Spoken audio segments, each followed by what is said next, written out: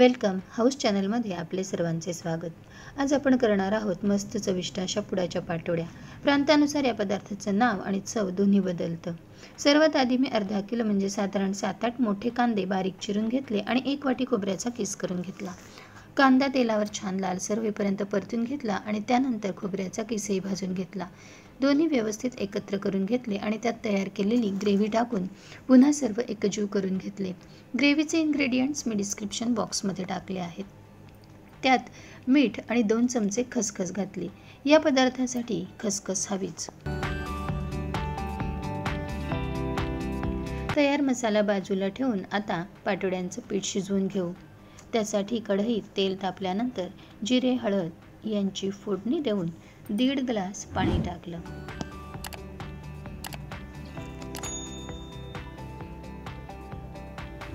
मीठ टाकलं आणि आता पाणी उकळेपर्यंत 2 वाट्या बेसन म्हणजे डाळीचं पीठ घेतलं आणि त्यात पाणी घालून कालवून घेतले। आता नंतर हे पीठ उकळत्या पाण्यात टाकून घेरून घ्यायचं।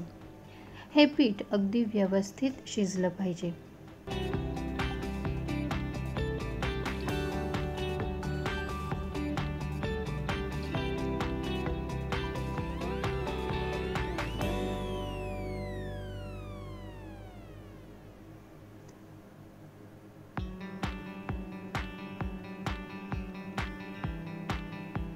पीठ शिजल्यानंतर एक गोळा पोळपाटावर घेऊन अशा प्रकारे त्याला थापून लाटून घ्यायचं।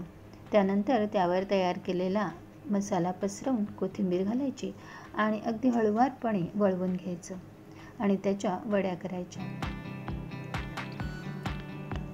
हे शेवटचं काम अतिशय नाजूकपणे करावं लागतं आणि त्यानंतर त्यावर कोथिंबीर, खोबरं आणि खसखस भुरभरवून अशी सर्व करायची।